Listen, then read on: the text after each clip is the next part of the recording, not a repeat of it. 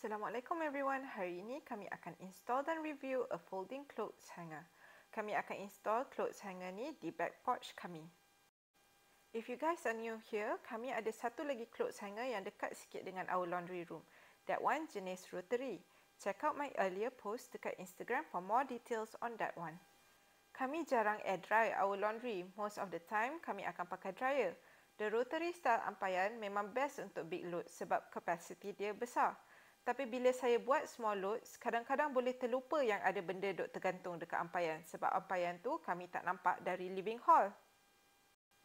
Jadi saya pun nak cari a small one yang boleh letak dekat back porch ni. Last jumpa design yang macam ni.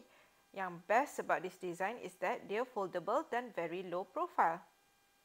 This one datang sekali dengan illustrative instructions in Chinese. Kalau nak English punya instructions, ada je on the product listing online. Installation dia straightforward je. Cuma for us, ambil masa sikit part nak drill dinding sebab Aizat pakai cordless drill jadi power dia kurang sikit.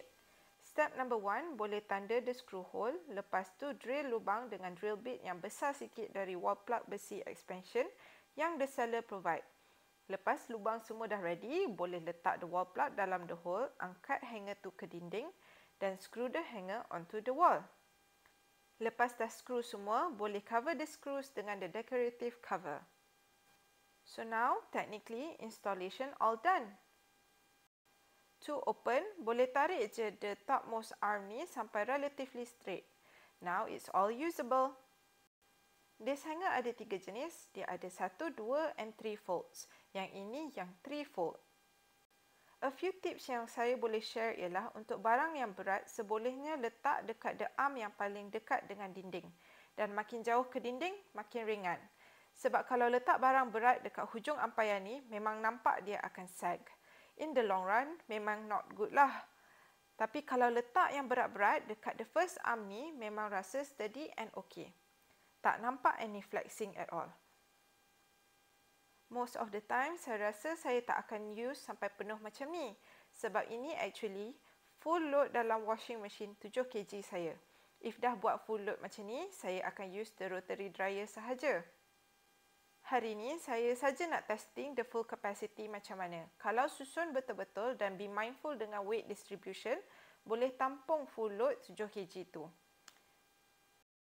This one memang kena pakai penyangkut baju kalau nak sidai baju sebab dia ada hooks macam ni. This hook diperbuat daripada aluminium alloy dan bukan plastik. Jadi tak akan ada isu hook ni reput sebab kena panas dan hujan. The hooks ni tak slide kiri kanan senang sangat dan dia stuck macam ni.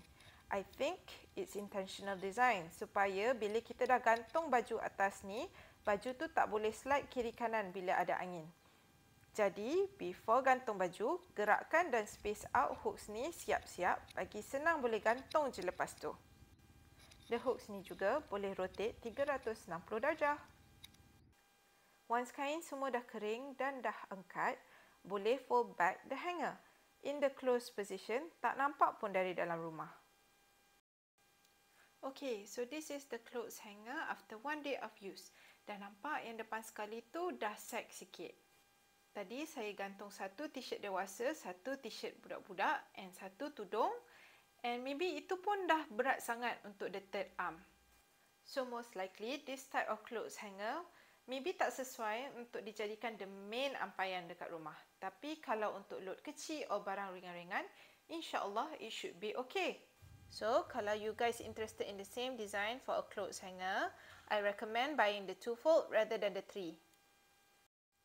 Seller yang saya beli this clothes hanger from ni is the cheapest yang I can find from Lazada and Shopee. Dia ada jual 1 fold and 2 fold juga. I hope this review has been useful.